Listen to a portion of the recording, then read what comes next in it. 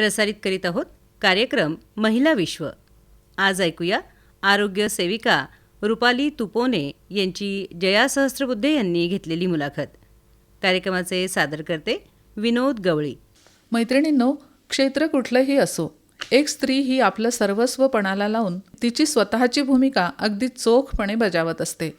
तर आजच्या आपल्या महिला विश्व या कार्यक्रमामध्ये 26 जानेवारीला CEO यांच्या हस्ते सत्कार प्राप्त असलेल्या आपल्या आरोग्य सेविका रुपाली तुपोने मॅडम यांचं आजच्या आपल्या सखी मैत्रिणीच्या महिला विश्व या कार्यक्रमाचे सादरकर्ते विनोद गवळी सर आणि मी जया सहस्त्रबुद्धे मॅडमचं खूप खूप स्वागत करते. धन्यवाद मॅडम. मैत्रिणींनो, आजच्या महिला विश्व या कार्यक्रमाला सुरुवात करण्यापूर्वी मला मॅडमचा परिचय द्यायचा आहे. तुपोने मॅडम ह्या आरोग्य सेविका या पदावर कार्यरत आहेत आणि त्यांना शासन कर्तव्यावर असताना आनंदीबाई जोशी, सुंदर माझा दवाखाना, TB मुक्त पंचायत, फ्लोरेन्स नायटिंगेल असे विविध पुरस्कार त्यांना प्राप्त झालेले आहेत. आणि विशेष म्हणजे एका 22 वर्षीय तरुणांचे CPR देऊन प्राण वाचवले. ही उल्लेखनीय कामगिरी लक्षात ठेवून सार्वजनिक आरोग्य विभाग, महाराष्ट्र शासनाचे आरोग्यमंत्री यांनी देखील त्यांच्या कार्याबद्दल त्यांचं कौतुक केलेलं आहे.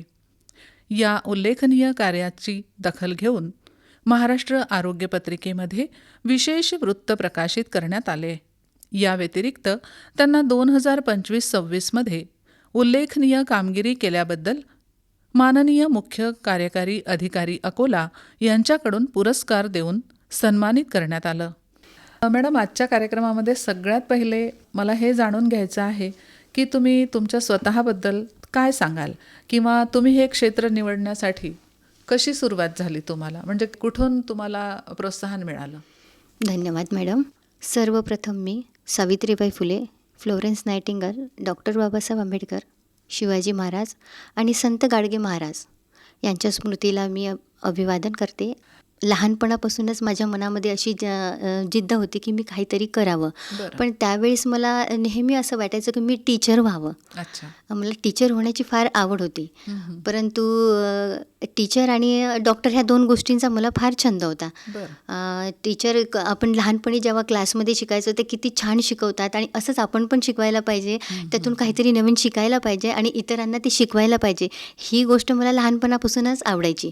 पण मग कालांतराने काही दिवसाने लग्न झालं, त्यानंतर मग एक ॲक्सिडेंट झाला माझ्या लाईफमध्ये, बर्न झाले आणि त्यामुळे मी फार डिप्रेशनमध्ये गेली. पण त्या 6 महिन्याच्या काळामध्ये अतिशय डिप्रेशनमध्ये असताना मला माझ्या कुटुंबाने, फॅमिलीने फार सपोर्ट केला, त्यामधनं बाहेर काढलं. त्यावेळेस माझे आई वडील पण होते. आता जस्ट ते नाही आहे, त्याचं मला फार दुःख राहील की माझे वडील नाही आहे आता सध्या. पण त्यांनी मला याच्यामधून बाहेर काढण्याचा फार प्रयत्न केला. कालांतराने तो बरेच असे वर्ष निघून गेले, पण मी डिप्रेशनमधून बाहेर निघेन असे झाले. परंतु माझ्या फॅमिलीचा एकच हेतू होता या मागचा मला शिकवण्याचा, की हे माइंड कुठेतरी सेटअप व्हायला पाहिजे आणि ह्याच्यातनं ती बाहेर पडायला पाहिजे. अशा उद्देशाने त्यांनी मला कंटिन्यू एक शिक्षण घेण्याचा मार्ग दाखवला. तर त्या हेतूनेच मी एक शिक्षण घेतलं. आणि शिक्षण घेत असताना माझी मुळातच तयारी होती की मी काहीतरी टीचर व्हावं किंवा डॉक्टर व्हावं, ह्या 2 गोष्टीचा मला आवड होती.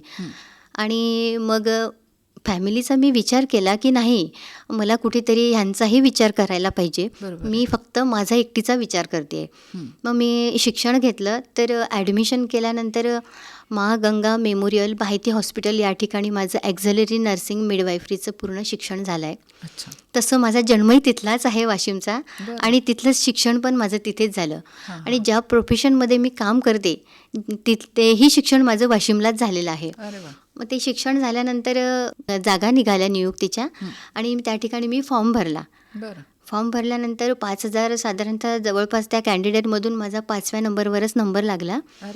नियुक्ती झाल्यानंतर मला प्रथमच सगळ्यात आधी मी NRHM या बेसमध्ये वाडेगाव प्राथमिक आरोग्य केंद्र या ठिकाणी आशाचे सुपरवायझर म्हणून मी काम केलं. तर त्या ठिकाणी आशाचं काम केल्यामुळे त्या फार माझ्या जिव्हाळ्याच्या आहे, कारण त्यांचा जॉब चार्ट मला सगळ्या प्रकारे माहीत आहे. आणि त्यानंतर मग नियुक्ती झाल्यावर प्रथमच माझी नियुक्ती प्राथमिक आरोग्य केंद्र हिवरखेड, तालुका तेल्हारा आणि उपकेंद्र तळेगाव बाजार या ठिकाणी माझी नियुक्ती झाली. बरं. त्या ठिकाणी साधारणतः 10 वर्षाचा पूर्ण कालावधी मी सर्व्हिस केली. सर्व्हिस करत असताना मला फार अनुभव आले त्या ठिकाणी, बरोबर. चांगले वाईट, म्हणजे वाईटपेक्षा चांगले जास्त आले. आणि माझ्या शिक्षणापेक्षाही अनुभव हा फार महत्त्वाचा वाटतो मला. बरोबर आहे. कारण शिक्षण मी घेत असताना मी जसं सांगितलं तशी शिकले, पण अनुभव मी स्वतःहून मिळवून घेतला. कारण मी ज्यावेळेस तिथे प्रथम नियुक्ती झाली त्यावेळेस मला ते सगळं ठिकाण नवीन होतं. गावामध्ये कशा पद्धतीने बेसिक लेवलला, ग्राउंड लेवलला आपण काम करतो, तिथले प्रतिष्ठित नागरिक, त्या लोकांशी कसा संवाद करायचा, कशा प्रकारे आपण सेवा द्यायला पाहिजे, ह्या सगळ्या गोष्टी माझ्यासाठी नवीन तर नव्हत्या. NRHM तर मी केलेलंच होतं, परंतु गाव ठिकाण थोडं नवीन होतं. बरोबर आहे. परंतु ते गाव अतिशय चांगलं होतं. तिथले लाभार्थी, गावातली लोक पण खूप सपोर्टिव्ह होते. ग्रामपंचायतमध्ये असणारे माजी सरपंच, सध्या कार्यरत असलेले सरपंच यांनी देखील खूप सपोर्ट केला. तसेच माझे सहकारी कर्मचारी, ANM, MPW, आशा वर्कर, स्वतः मी आणि एक CHO पण तिथे त्या ठिकाणी कार्यरत असतात. असे 4 कॅडर त्या ठिकाणी असतात. एक PTA सुद्धा असतात, म्हणजे पार्ट टाईम अटेंडंट. असं सर्व एक साखळी असते आमच्या आरोग्याची आणि एका साखळीप्रमाणे आम्ही सगळेजण कामं करतो. त्यावेळेस काम करत असताना या 10 वर्षाच्या कालावधीमध्ये मला अति जोखमीचे प्रसंग, चांगले प्रसंग, प्रिकॉशन कशा पद्धतीने घ्यायचं, प्रतिबंधात्मक उपचार आपण कशा पद्धतीने करायला पाहिजे, तर हे मी करत असताना मला फार अनुभव आले त्या ठिकाणी. तळेगाव बाजार या सबसेंटरला मी काम केलं. त्या 10 वर्षाच्या कालावधीमध्ये साधारणतः 9 ते 10 सर्टिफिकेट मी त्या ठिकाणी घेतले आणि हेच माझं कामाची पावती आहे. बरोबर. आता सध्या तुम्ही कुठल्या PSC उपकेंद्राला कार्यरत आहात?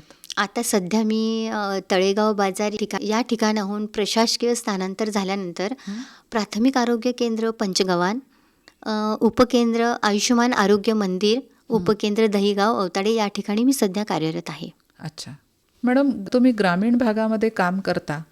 या ग्रामीण भागामध्ये आरोग्याच्या असलेल्या समस्या आणि सुविधा याविषयी आमच्या श्रोत्यांना तुम्ही काय सांगाल?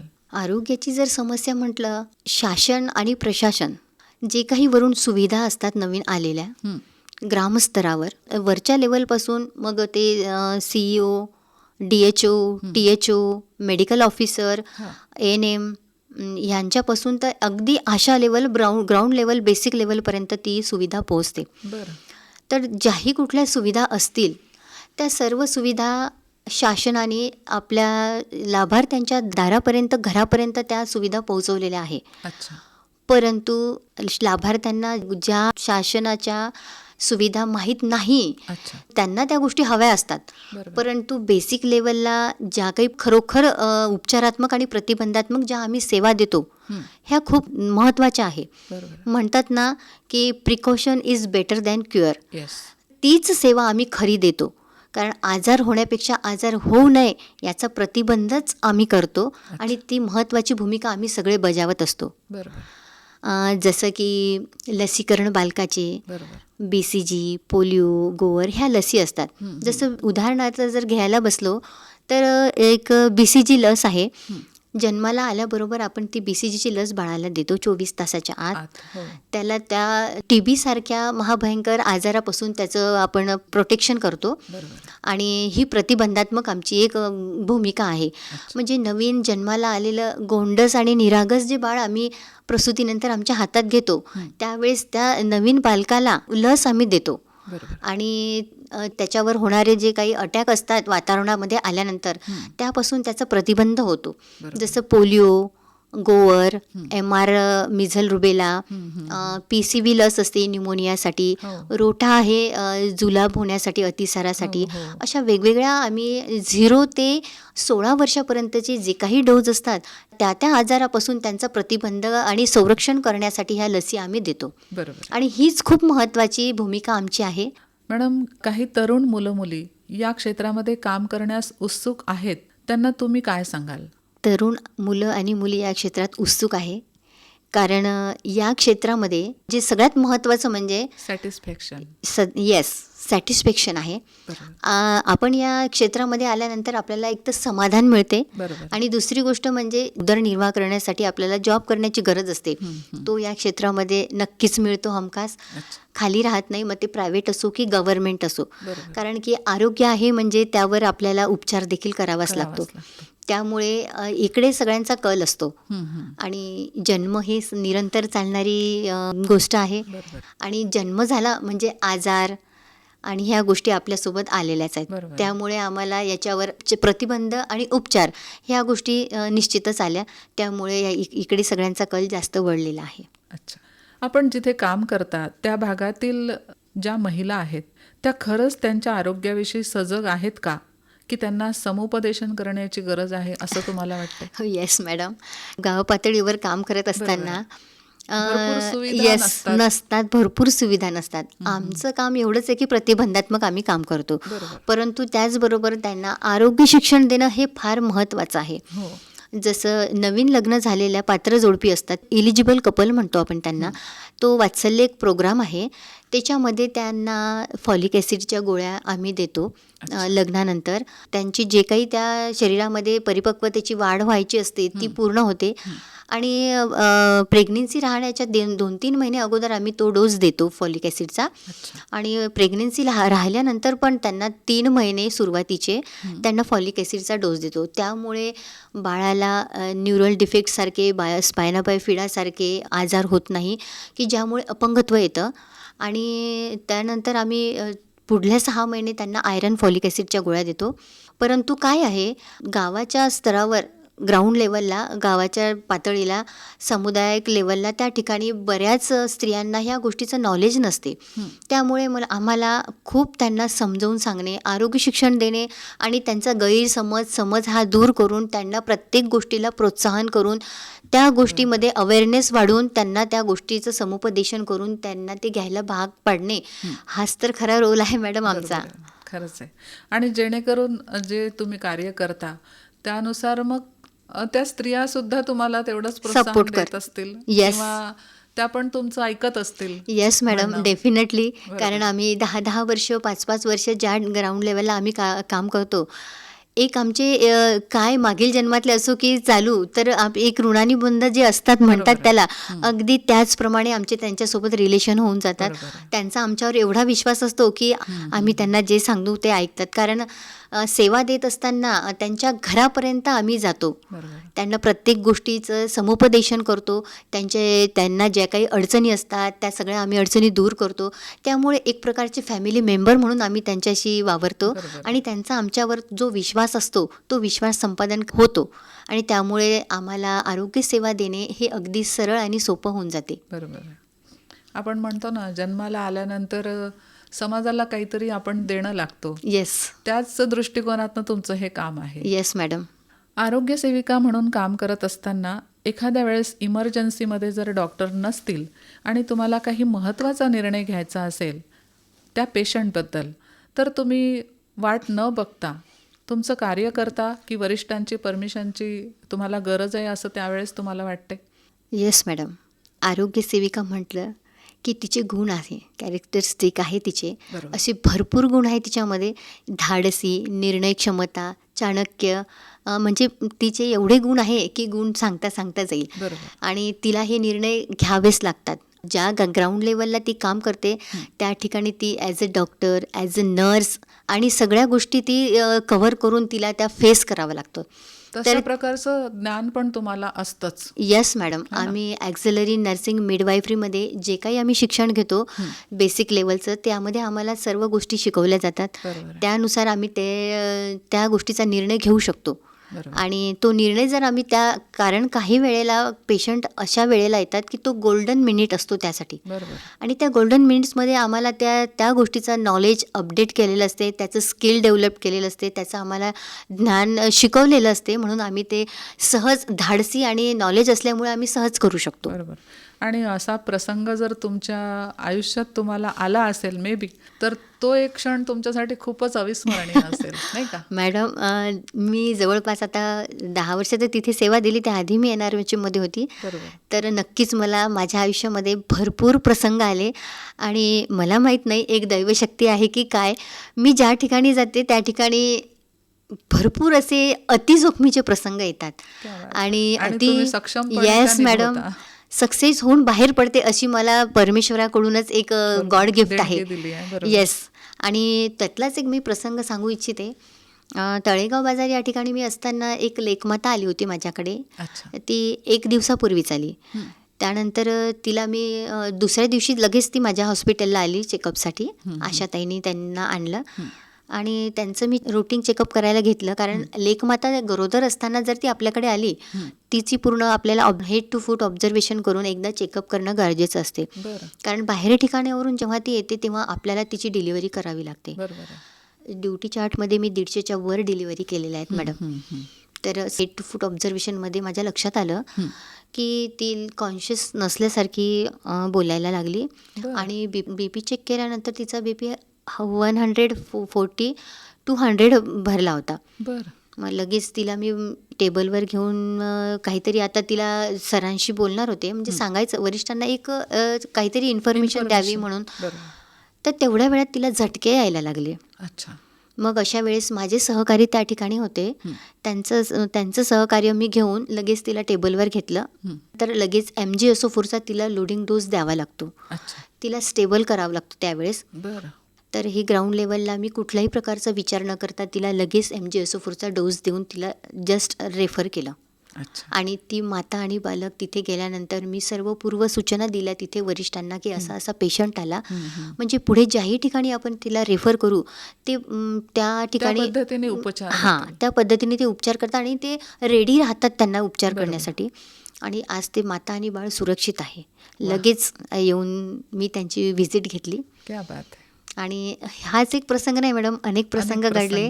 बरोबर आहे. लसीकरण, प्रथमोपचार, सर्वे आणि जनजागृती करणे, रक्त नमुने घेणे, विविध आरोग्यविषयक शासकीय योजनांची माहिती देणे, हे सगळं काम कशा पद्धतीने तुम्ही हाताळता, की तुमच्यासोबत आणखी तुमची टीमवर्क असते का हे सगळं करताना? येस मॅडम, आरोग्य यंत्रणाच एवढी मोठी आहे की ती टीम वर्कनीच काम करावी लागते. बरोबर आहे. कोणा एकट्याने काम होणे शक्य नाही.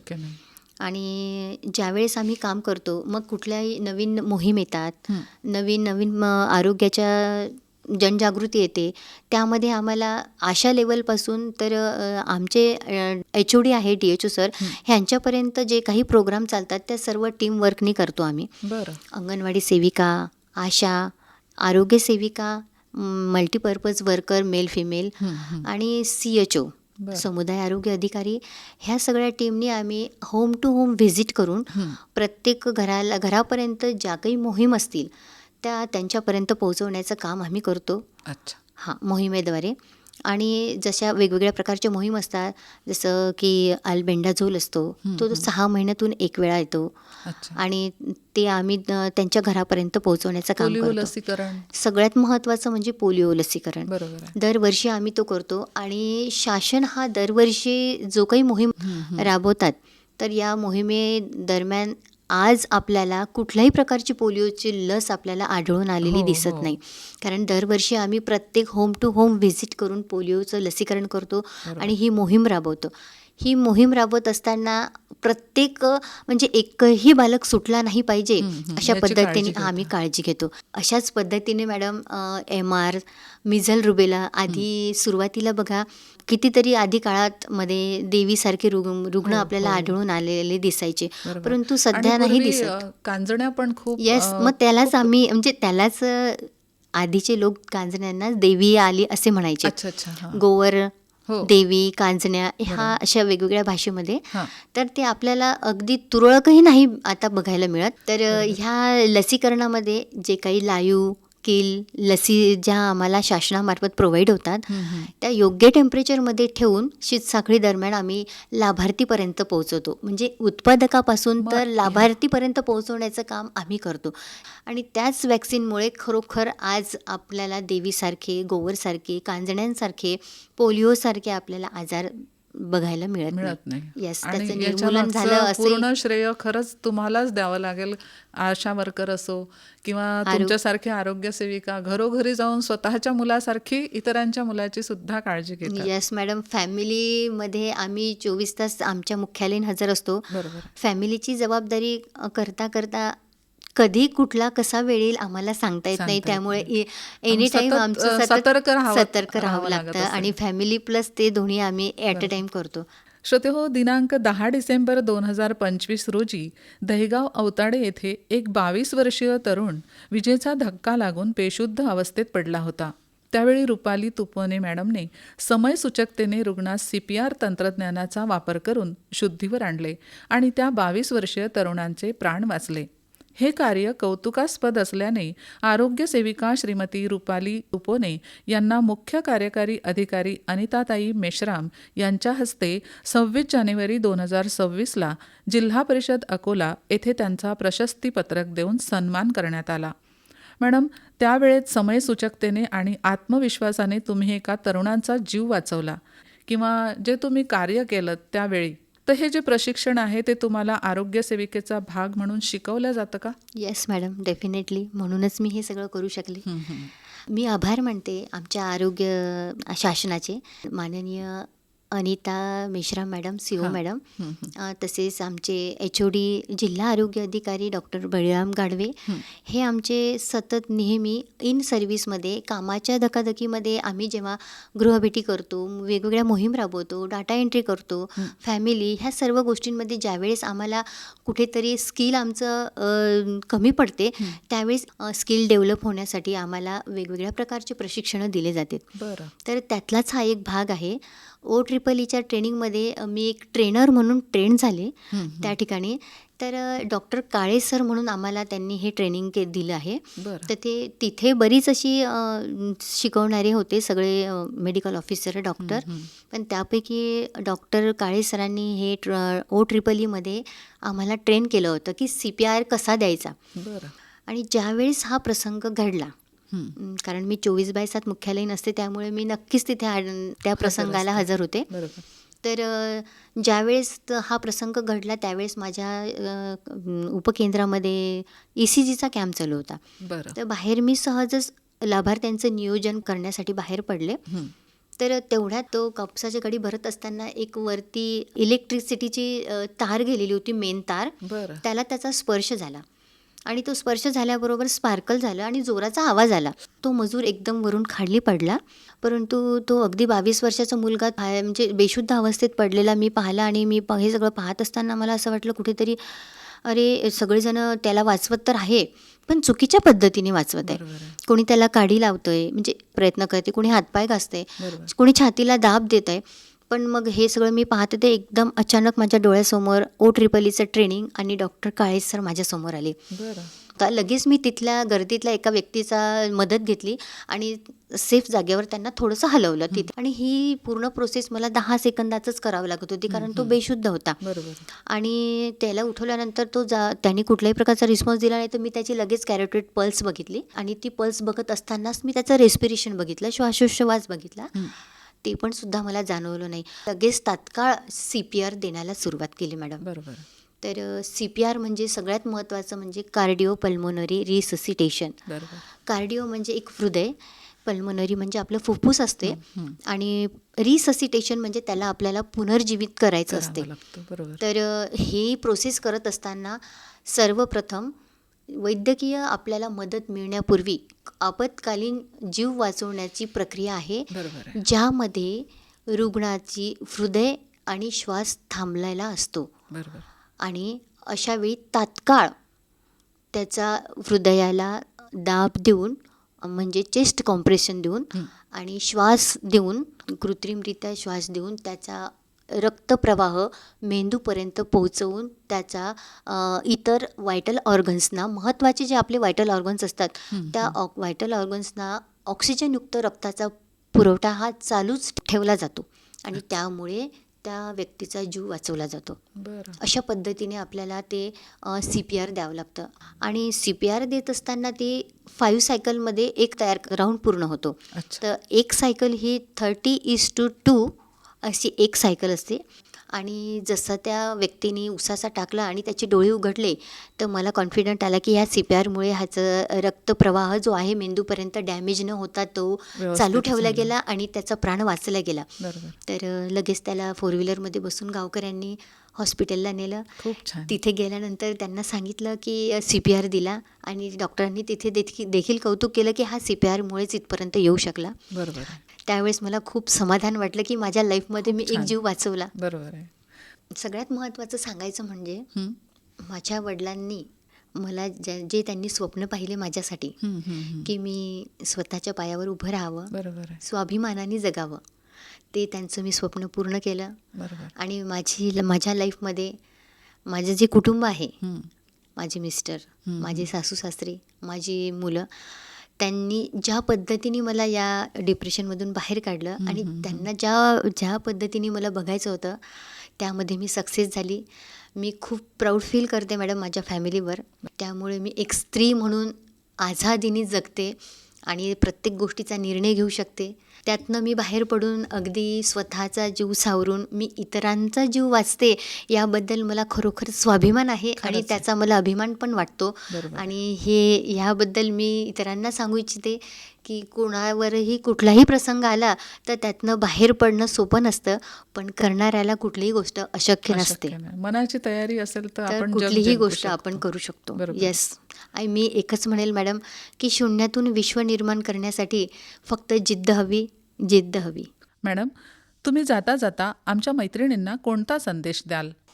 मी जनतेला हा संदेश देऊ इच्छिते की CPR ही एक बेसिक लाईफ सपोर्ट आहे आणि तो प्रत्येकाला यायलाच पाहिजे. जसं की अमेरिकामध्ये प्रत्येक जनरल लोकांना याचं प्रशिक्षण दिलं जातं, त्याच पद्धतीने आपल्याकडे सुद्धा याचं प्रशिक्षण प्रत्येकाने घ्यायला पाहिजे. कर्मचारी किंवा मेडिकल लाईनमध्ये असलेल्याच लोकांनी आपण CPR द्यायला पाहिजे असं नाही, तर कोणी पण हा CPR देऊ शकतो. शासनाच्या प्रत्येक आरोग्य संस्थेमध्ये याचं आरोग्य शिक्षण मोफत दिलं जातं आणि जनतेने याचं प्रशिक्षण हे घ्यायलाच पाहिजे. कारण कुठे कधी कसा वेळ येईल हे सांगता येत नाही आणि कोणत्याही परिस्थितीत आपण CPR देऊन कोणाचाही जीव वाचवू शकतो. जसं की प्रत्येक शाळेमध्ये जर आपण विद्यार्थ्यांना जर CPRचं प्रशिक्षण दिलं तर भविष्यामध्ये आपल्याला याचं स्किल डेव्हलप होईल आणि कुठल्याही कुटुंबामध्ये आपण याचा कुणाचाही जीव वाचवू शकू. खूप सुंदर कार्य तुम्ही केलं. तुमच्या भावी आयुष्यासाठी आणि भावी कर्तव्यासाठी तुम्हाला खूप खूप शुभेच्छा. धन्यवाद मॅडम. आताच आपण महिला विश्व या कार्यक्रमामध्ये आरोग्य सेविका रुपाली तुपोने यांची जया सहस्त्रबुद्धे यांनी घेतलेली मुलाखत ऐकलीत. कार्यक्रमाचे सादरकर्ते होते विनोद गवळी.